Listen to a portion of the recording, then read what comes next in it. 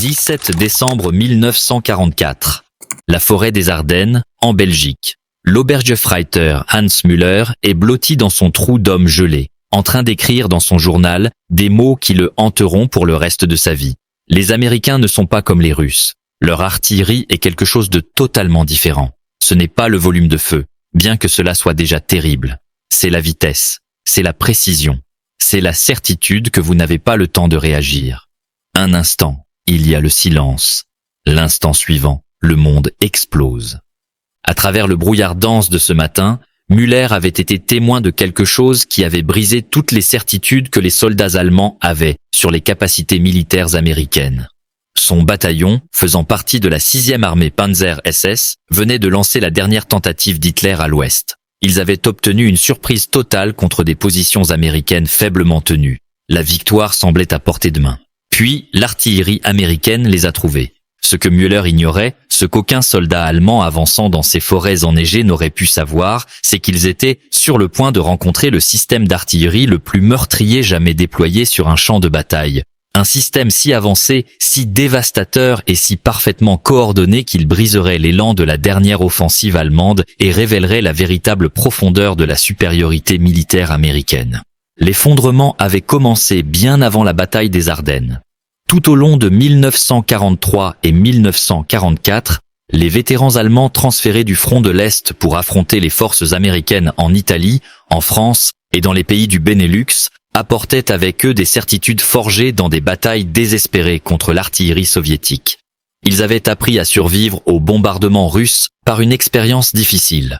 Les Russes tiraient des obus de réglage, donnant aux troupes allemandes de précieuses secondes pour se mettre à couvert. Les obus arrivaient selon des schémas prévisibles, permettant le mouvement entre les salves. La direction du tir était souvent lente, prenant 10 à 15 minutes entre l'observation et l'impact. Les Américains étaient différents, terriblement différents. L'Obergefreiter Otto Schmidt, un vétéran de 2 ans sur le front de l'Est, capturé avec l'Africa Korps en Tunisie en mai 1943, devait décrire plus tard sa première rencontre avec l'artillerie américaine lors d'un entretien d'après-guerre. Nous avions pris position dans un oued au nord de Tunis. Un bon couvert, pensions-nous. Les Russes auraient eu besoin d'1 heure pour nous trouver et 1 autre heure pour régler leurs canons. Nous nous sentions suffisamment en sécurité pour chauffer notre café du matin. Puis nous l'avons vu, un petit avion, pas plus gros qu'un avion de reconnaissance, volant au-dessus de nous à peut-être 500 mètres d'altitude. Nous y avons à peine prêté attention. De tels avions n'avaient pas d'armes. Nous avons supposé qu'ils faisaient de la photographie. 3 minutes plus tard, sans avertissement, sans tir de réglage, sans la moindre indication, l'ensemble de l'oued a explosé. Des obus atterrissant simultanément, pas en séquence. Des éclatements aériens au-dessus de nous. Des explosions au sol parmi nous.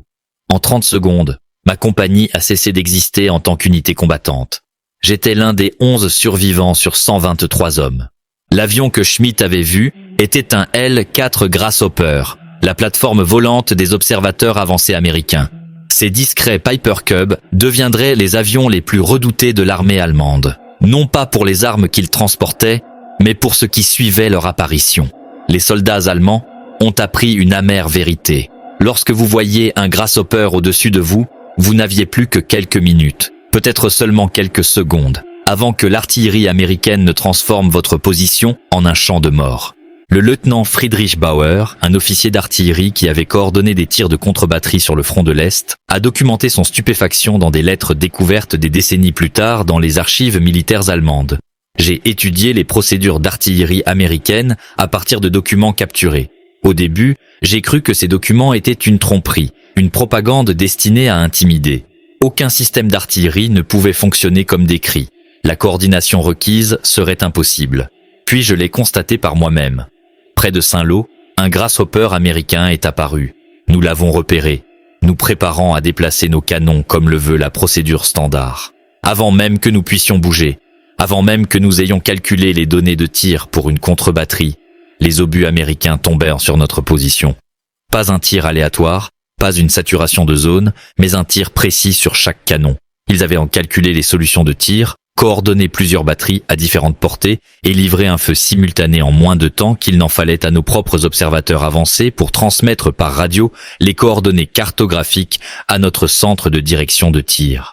Le secret de la supériorité de l'artillerie américaine ne résidait pas dans une innovation unique, mais dans un système complet qui intégrait la technologie, la formation et la capacité industrielle à un niveau que l'Allemagne ne pouvait jamais égaler. Le fondement était le centre de direction de tir, un concept qui a révolutionné l'emploi de l'artillerie. Là où les batteries d'artillerie allemandes calculèrent leurs solutions de tir individuellement, les batteries américaines transmettaient toutes les données à un centre de direction de tir central qui pouvait coordonner le feu de dizaines de batteries simultanément.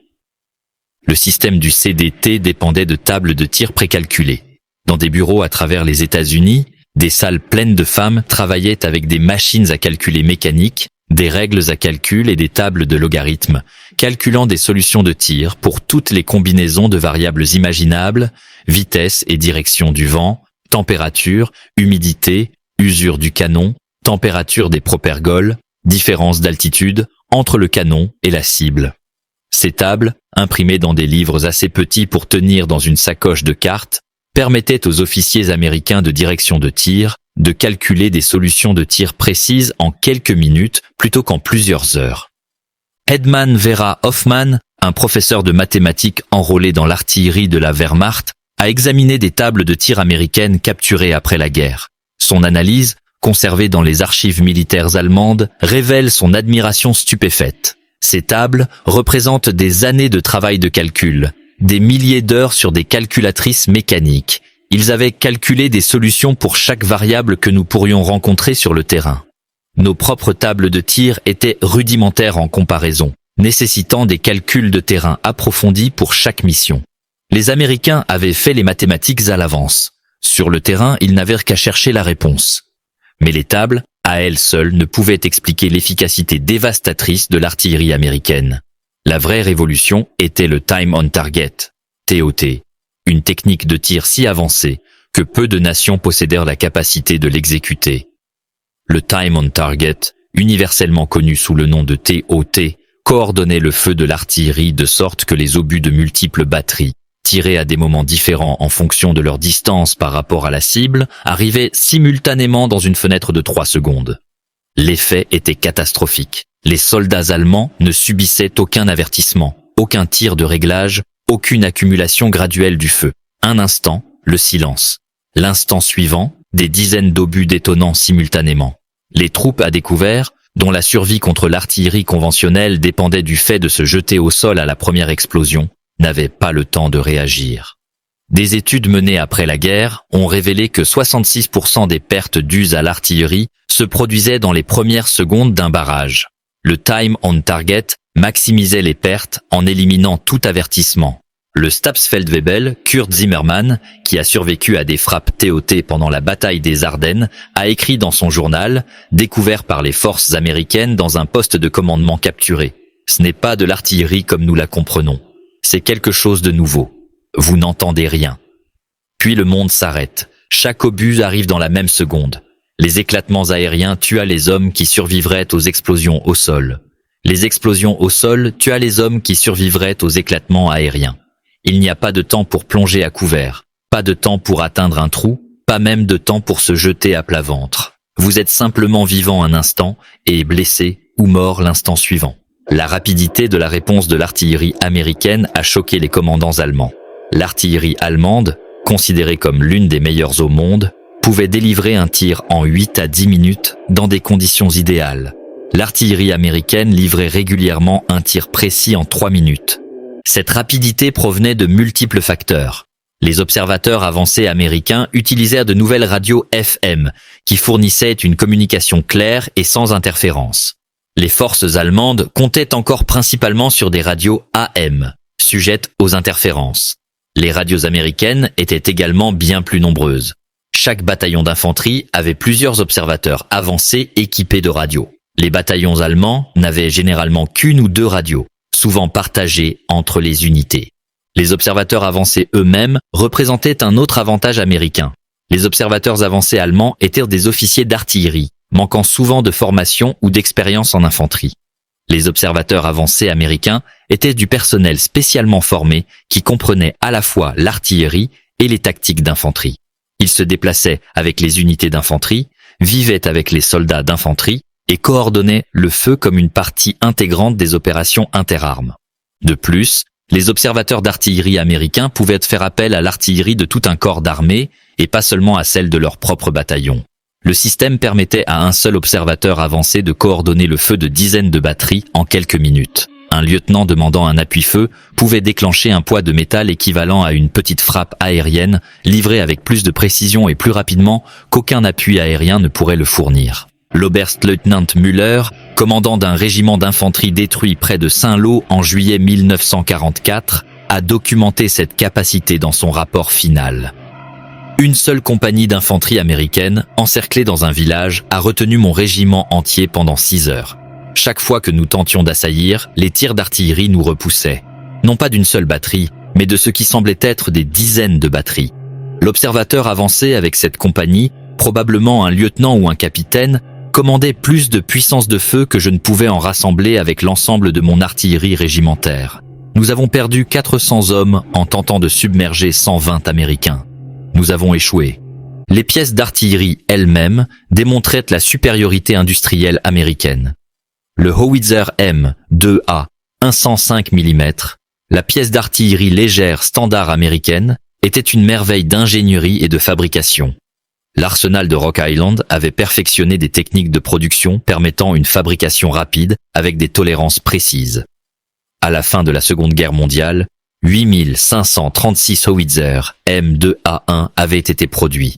Chaque division d'infanterie américaine en avait 36, organisés en 3 bataillons de 12 canons chacun. Ces bataillons étaient entièrement motorisés, remorqués par des camions ou des half-track pouvant se déplacer à vitesse de route. Le déplacement d'une position de tir à une autre, une manœuvre qui prenait 2 à 3 heures à l'artillerie allemande tirée par des chevaux, prenait 20 à 30 minutes aux batteries motorisées américaines.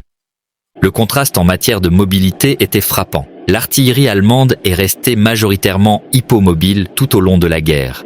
Malgré la propagande nazie montrant des divisions panzer mécanisées, environ 80% de la force motrice de la Wehrmacht dépendait des chevaux pour le transport. L'Allemagne a commencé la Seconde Guerre mondiale avec 514 000 chevaux et s'est retrouvée avec 1 198 000 en février 1945. Chaque pièce d'artillerie allemande nécessitait 6 à 8 chevaux et prenait des heures à être attelée, déplacée et dételée, surtout dans les conditions hivernales. Le mouvement devenait presque impossible. Le Gefreiter Paul Richter, affecté à une batterie d'artillerie allemande en Normandie, a tenu un journal détaillé qui a survécu à la guerre. Nous avons regardé l'artillerie américaine se déplacer pendant une bataille. Ils ont tiré leur mission, puis des camions sont apparus. En 20 minutes, la batterie entière avait attelé ses canons et était partie. Il nous fallait au minimum 2 heures pour effectuer la même manœuvre, et encore, en supposant un bon temps et de bonnes routes. Dans la boue ou sous le feu, nous pouvions en avoir besoin de 4. Les Américains s'installaient sur une nouvelle position et étaient prêts à tirer à nouveau avant que nous ayons fini de bouger. Nous menions une guerre du 19e siècle avec des chevaux contre un ennemi, menant une guerre du 20e siècle avec des camions. Le résultat était inévitable. Les Howitzer américains de 155 mm fournissaient un appui-feu encore plus dévastateur. Chaque division avait 12 Howitzer M, un de 155 mm dans un bataillon séparé. Ces canons, tirant des obus de 43 kg à des portées dépassant 14 000 mètres, fournissaient aux commandants de division une puissance lourde capable de détruire des fortifications qui auraient résisté à des tirs de plus petit calibre. Le 155 mm était lui-même un triomphe de l'ingénierie. Conçu à la fin des années 1930 et standardisé en mai 1941, il combinait portée, précision et fiabilité. 10 300 ont été produits pendant la guerre. Le canon pouvait être remorqué à vitesse de route par un camion ou un half-track, permettant un déplacement rapide. La cadence de tir était de 4 coups par minute, bien que des équipages bien entraînés puissent brièvement atteindre 6 coups par minute. Mais même ces assets divisionnaires pâlissaient à côté de l'artillerie disponible au niveau du corps d'armée et de l'armée. L'artillerie de corps d'armée américaine comprenait typiquement des bataillons de canons de 155 mm, de howitzer de 8 pouces et même de massifs howitzer de 240 mm. Ces armes, capables de détruire toute fortification, pouvaient être demandées par des observateurs avancés au niveau du bataillon. Cette pyramide de puissance de feu signifiait qu'une seule compagnie d'infanterie pouvait, en quelques minutes, faire pleuvoir le feu de l'artillerie divisionnaire, de corps d'armée et même d'armée. L'artillerie allemande, en revanche, était rigidement organisée. Les artilleries de corps d'armée et d'armée étaient des commandements séparés, non disponibles pour soutenir les opérations divisionnaires, sans une coordination et une approbation approfondie via de multiples quartiers généraux. Les divisions d'infanterie allemandes avaient leur propre artillerie, mais demander le feu de l'artillerie de corps d'armée nécessitait de router les demandes par la division jusqu'au corps, prenant souvent des heures pour être approuvées. Au moment où les tirs arrivaient, s'ils arrivaient, la guerre mobile américaine avait déjà déplacé la ligne de front. Le lieutenant Joachim Weber, un observateur avancé qui avait demandé un appui d'artillerie de corps d'armée pendant la campagne de Normandie, a documenté sa frustration. « J'ai appelé l'artillerie de corps à 9h15. L'ennemi massait des chars pour un assaut sur notre position. J'ai fourni les coordonnées exactes, décrit la cible, expliqué la situation tactique. À 13h30, 4 heures plus tard, j'ai finalement reçu des tirs. 3 salves. À ce moment-là, les chars américains avaient terminé leur attaque et s'étaient retirés. Notre position était submergée. Je n'ai survécu que par chance. L'artillerie de corps, qui aurait pu nous sauver, est arrivée trop tard pour changer quoi que ce soit. La sophistication technique de l'artillerie américaine s'étendait aux munitions elles-mêmes, alors que l'Allemagne luttait avec des pénuries de propergol et une production d'obus inconstante. L'industrie américaine livrait des munitions en quantité apparemment illimitée, fabriquées selon des spécifications précises qui garantissaient des performances constantes. Plus significativement, les Américains ont déployé la fusée à influence, la fusée VT, une merveille technologique qui s'avérerait décisive. La fusée VT, également appelée fusée de proximité, contenait un minuscule émetteur et récepteur radar dans le nez de l'obus d'artillerie. L'émetteur diffusait un signal radio. Lorsque l'obus s'approchait du sol ou de tout objet, le signal réfléchi déclenchait la détonation. Le résultat était un obus qui explosait à une hauteur optimale pour une létalité maximale, typiquement de 10 à 20 mètres au-dessus du sol. La fusée VT a transformé l'efficacité de l'artillerie. Les fusées temporelles conventionnelles nécessitèrent de calculer le temps de vol précis jusqu'à la cible, puis de régler la fusée en conséquence. Le vent, la température, l'usure du canon, tout affectait le temps de vol de l'obus. Même de petites erreurs signifiaient que les obus explosaient trop haut ou s'enfouissaient dans le sol avant la détonation. La fusée VT éliminait ces variables, garantissant une explosion aérienne optimale, quelles que soient les conditions.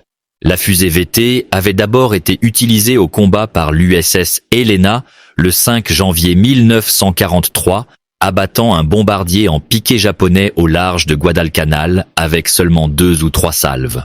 Tout au long de l'année 1943 et 1944, les fusées VT se sont avérées dévastatrices dans les opérations anti-aériennes navales et contre les bombes volantes V1 au-dessus de l'Angleterre.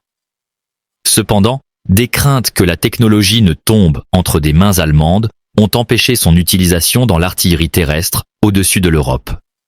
Le général Dwight Eisenhower a personnellement demandé l'autorisation d'employer les fusées VT pendant la bataille des Ardennes, arguant que leur efficacité justifiait le risque pour la sécurité. Le Pentagone a d'abord refusé, mais Eisenhower a protesté avec véhémence. L'autorisation formelle est arrivée les 19 et 21 décembre 1944, peu après le début de l'offensive allemande. Cela marqua la première utilisation des fusées feintées contre des troupes au sol dans le théâtre européen. La décision s'avéra correcte. Les obus à fusées VT ont dévasté les formations allemandes prises à découvert pendant l'offensive des Ardennes. Des tests anti-aériens navals avaient montré que les fusées VT étaient 3 à 4 fois plus efficaces que les fusées conventionnelles contre les bombes volantes V1. Les fusées VT détruisaient 79% de toutes les cibles entrantes. La zone de fragmentation létale était de 3000 pieds carrés contre 60 pour les fusées conventionnelles. Certaines estimations suggéraient que les fusées VT augmentaient l'efficacité de l'artillerie de 200 à 700%. Les troupes qui avaient appris à survivre à l'artillerie conventionnelle en cherchant la moindre dépression dans le sol ont découvert que les fusées VT rendaient ces abris inutiles. Les obus explosaient au-dessus d'elles, arrosant le sol de fragments mortels qui frappaient les hommes couchés dans des trous peu profonds.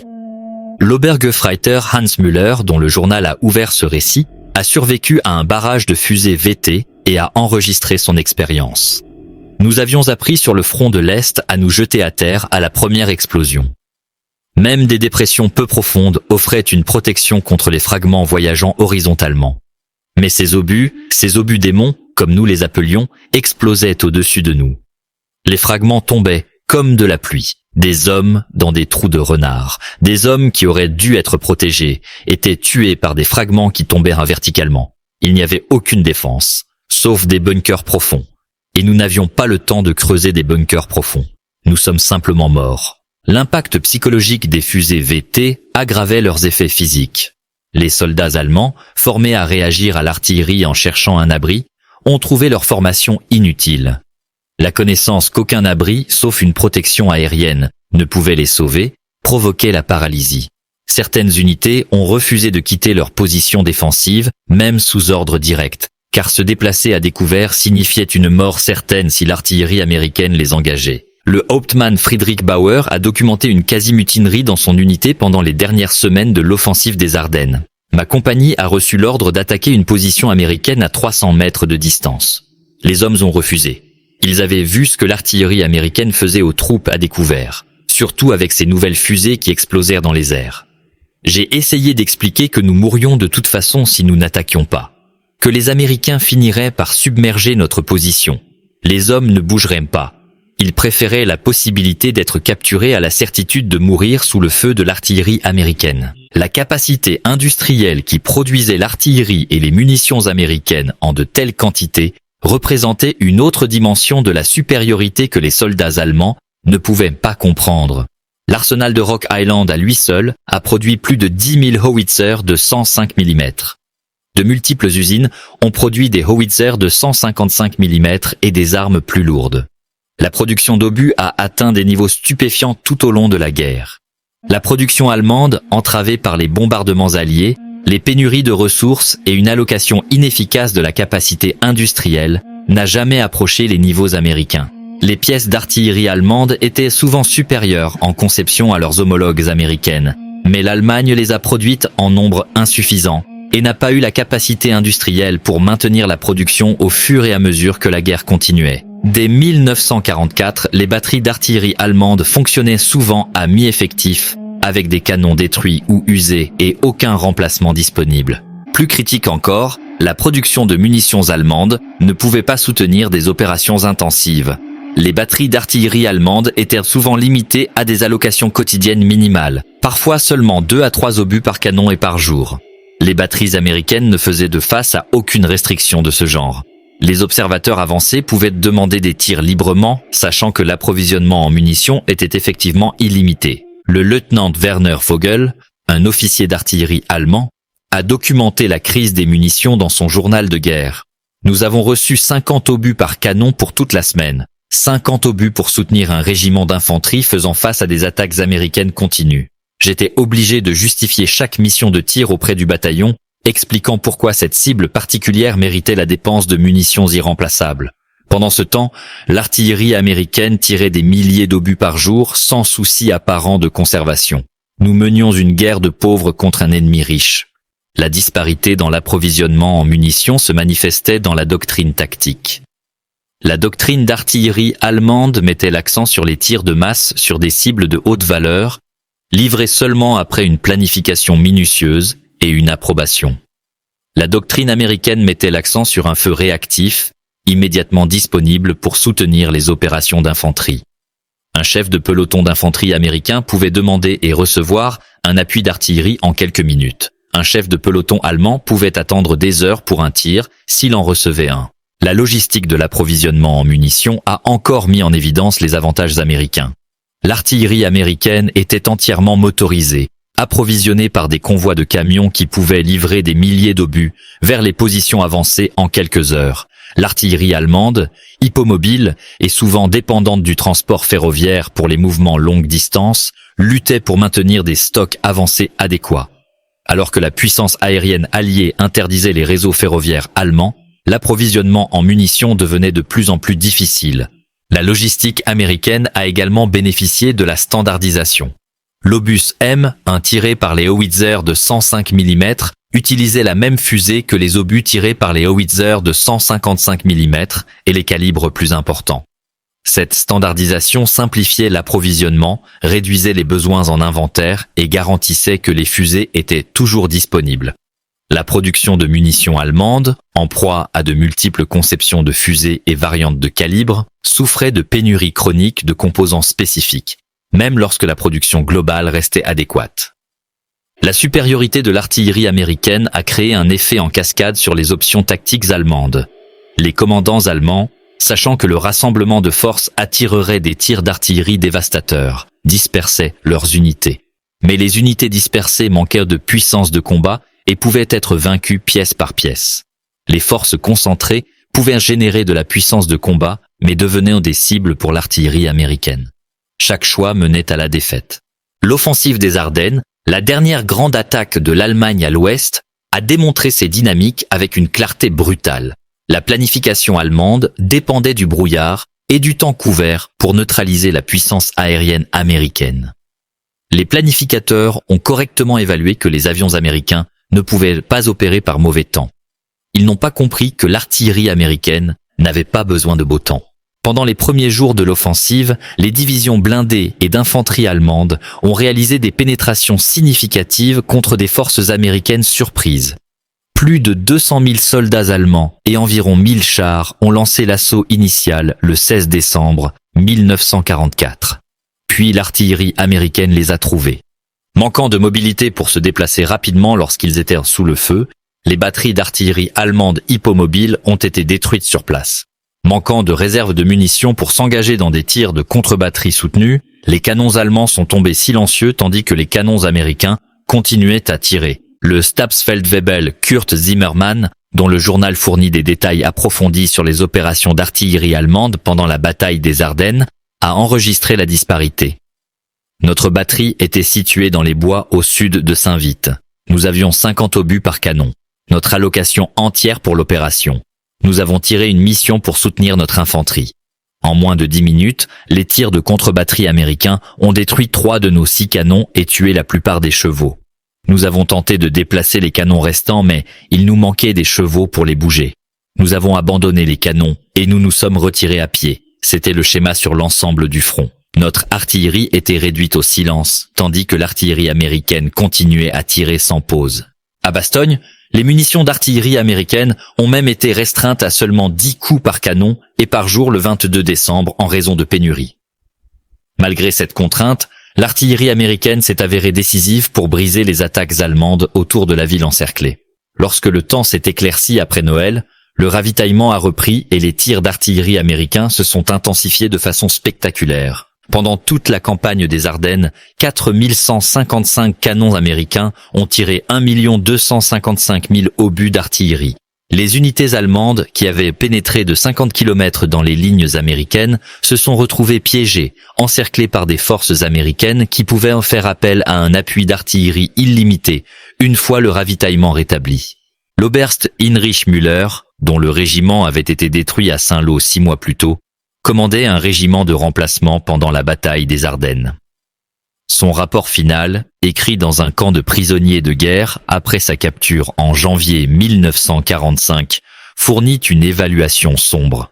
Nous avons été vaincus par l'artillerie américaine avant d'être vaincus par l'infanterie ou les blindés américains. Chaque mouvement que nous faisions était observé par leurs avions et engagé par leur artillerie. Chaque concentration de force était brisée par les tirs d'artillerie avant que nous puissions attaquer. Chaque position défensive était écrasée par l'artillerie avant que leur infanterie n'assaille. Nous ne pouvions pas bouger, ne pouvions pas nous masser, ne pouvions pas défendre. Nous avons simplement absorbé les tirs d'artillerie jusqu'à ce que nous cessions d'exister en tant que force effective. L'offensive, planifiée pour foncer jusqu'à Anvers et diviser les armées alliées, s'est enlisée en moins d'une semaine, brisée principalement par l'artillerie américaine.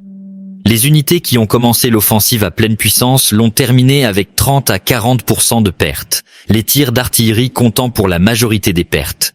Les leçons apprises par les soldats allemands qui ont survécu à l'artillerie américaine sont arrivées trop tard pour changer l'issue de la guerre. Ceux qui ont été capturés et envoyés dans des camps de prisonniers de guerre aux États-Unis ont découvert que le système d'artillerie qui avait détruit leurs unités ne représentait qu'un aspect des capacités militaires américaines.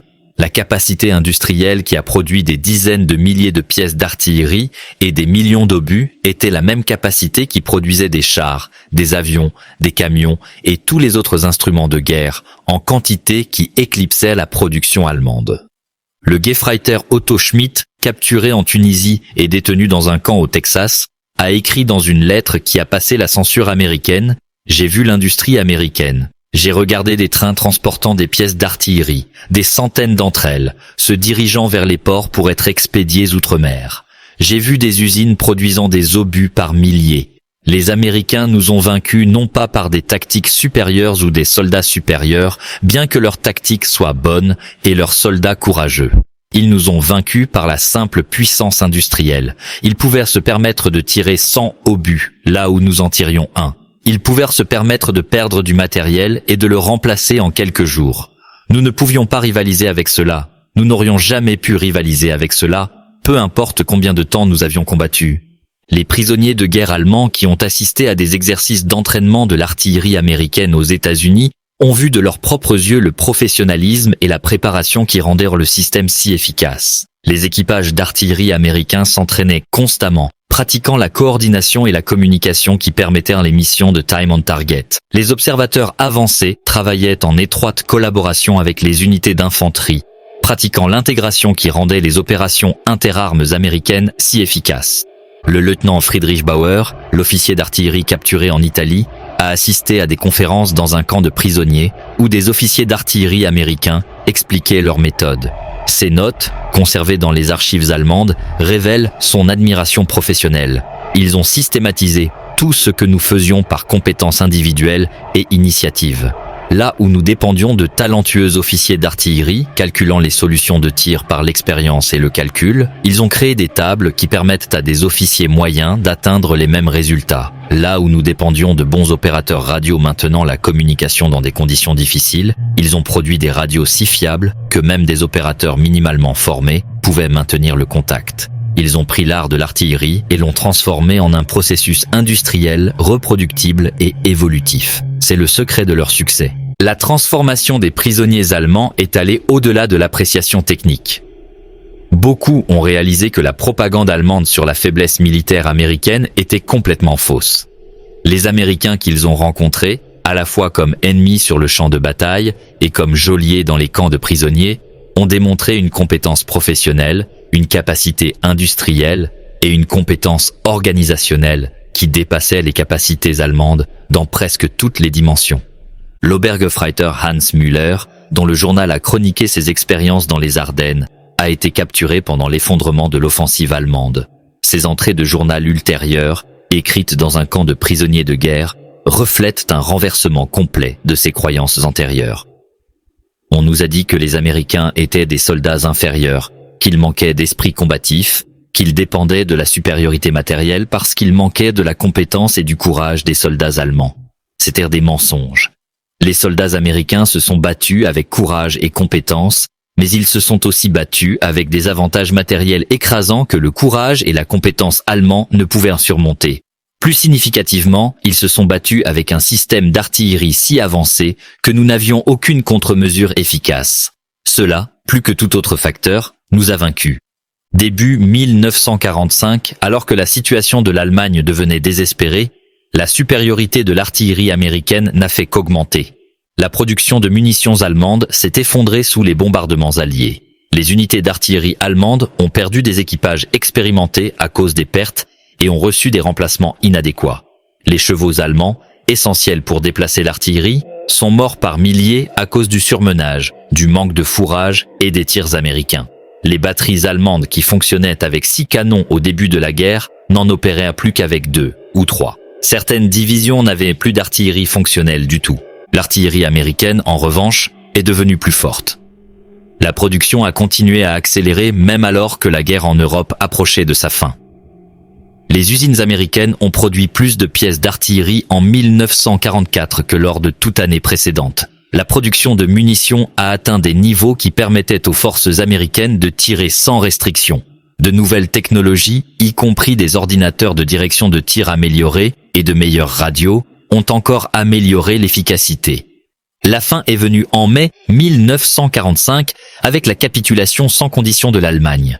Dans les batailles finales, l'artillerie américaine a démontré des capacités qui semblaient impossibles seulement quelques années auparavant. Des bataillons isolés pouvaient délivrer une puissance de feu écrasante sur demande. Plusieurs artilleries de corps d'armée pouvaient coordonner des tirs sur des cibles de zone, saturant des carrés entiers de la carte avec des obus.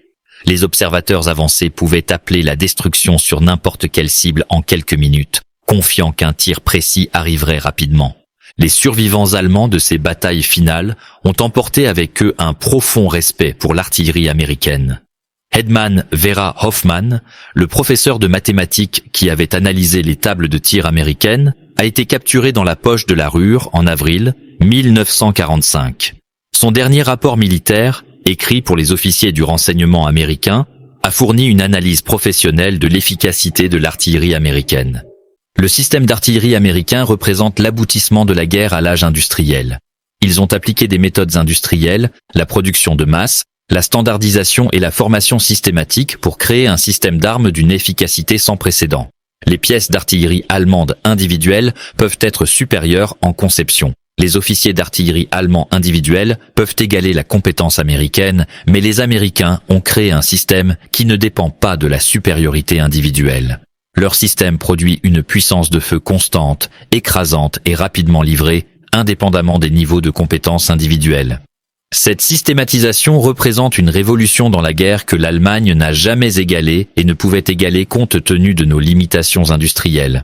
Dans les décennies qui ont suivi la guerre, les historiens analysant l'efficacité militaire américaine pendant la Seconde Guerre mondiale ont identifié l'artillerie comme peut-être l'avantage le plus important que les forces américaines possédaient. Alors que les chars et les avions recevaient l'attention du public, c'est l'artillerie qui a brisé les attaques allemandes, soutenu les avancées américaines et infligé des pertes substantielles sur le théâtre occidental. Les professionnels militaires allemands étudiant leurs défaites après la guerre ont constamment identifié la supériorité de l'artillerie américaine comme un facteur décisif. Le général Franz Halder, ancien chef de l'état-major général allemand, a écrit dans son analyse d'après-guerre « L'artillerie américaine a réalisé ce que nous croyions impossible. Ils ont transformé l'artillerie d'une arme de soutien en un système d'armes dominant. Leur coordination, leur contrôle de tir, leur logistique et leur production industrielle ont créé une force d'artillerie qui ne pouvait être égalée ou contrecarrée. Les forces allemandes à l'ouest ont opéré sous une menace d'artillerie constante, incapables de se masser sans attirer des tirs dévastateurs, incapables de se déplacer sans être observées, incapables de se battre efficacement sous le poids des obus américains. Astérisque. Les innovations tactiques développées par l'artillerie américaine pendant la Seconde Guerre mondiale sont devenues le fondement de la doctrine d'artillerie moderne. Le time on target reste la méthode standard pour coordonner les feux d'artillerie. Les centres de direction de tir restent le centre des opérations d'artillerie. Les observateurs avancés, étroitement intégrés aux forces de manœuvre, restent essentiels pour fournir un appui-feu réactif. La structure de base établie par les États-Unis pendant la Seconde Guerre mondiale persiste encore aujourd'hui. La fusée de proximité représentait une avancée si significative que son impact complet est resté classifié pendant des années après la guerre. L'impact psychologique, combiné aux pertes physiques, brisait souvent complètement la cohésion des unités. Les soldats allemands pris à découvert par des obus à fusée VT n'avaient aucune défense efficace. Pour les soldats allemands qui ont affronté l'artillerie américaine, l'expérience a laissé des impressions permanentes. Le Stabsfeldwebel Kurt Zimmermann, qui a survécu à plusieurs barrages TOT pendant la bataille des Ardennes, a immigré aux États-Unis dans les années 1950. Dans une interview en 1960, il a réfléchi à ses expériences de guerre. On m'a demandé quelle arme je redoutais le plus pendant la guerre. Pas les chars, bien que les chars allemands aient été inférieurs aux chars américains de fin de guerre. Pas les avions, bien que la puissance aérienne américaine ait été écrasante. Pas même l'infanterie américaine, bien qu'elle se soit bien battue. L'arme que je redoutais le plus, l'arme qui me donnait des cauchemars à l'époque et qui m'en donne parfois encore aujourd'hui, c'était l'artillerie américaine. Le feu soudain et dévastateur qui arrivait sans avertissement. La certitude que vous pouviez mourir sans jamais avoir vu votre ennemi, tué par des obus tirés par des canons à des kilomètres de distance. C'était la vraie terreur. L'histoire des soldats allemands et de l'artillerie américaine est finalement une histoire sur la transformation de la guerre à l'ère industrielle. Le courage individuel et la compétence tactique sont restés importants, mais ils ont été éclipsés par la production industrielle, la formation systématique et l'efficacité organisationnelle. Les Américains avaient créé un système qui amplifiait les capacités du soldat moyen, le rendant plus efficace que les soldats allemands exceptionnels se battant avec des systèmes inférieurs et un soutien inadéquat. L'artillerie qui a brisé les forces allemandes pendant la Seconde Guerre mondiale n'était pas le produit d'une seule innovation ou d'un individu brillant. C'était le produit d'une analyse systématique, d'une application industrielle, d'une formation complète et de ressources abondantes. Elle représentait la puissance militaire américaine à son plus efficace, utilisant la capacité industrielle et la compétence organisationnelle pour créer une puissance de combat écrasante. Pour les soldats allemands qui ont affronté ce système, l'expérience a été transformative. Ils sont entrés dans la guerre en croyant en la supériorité allemande.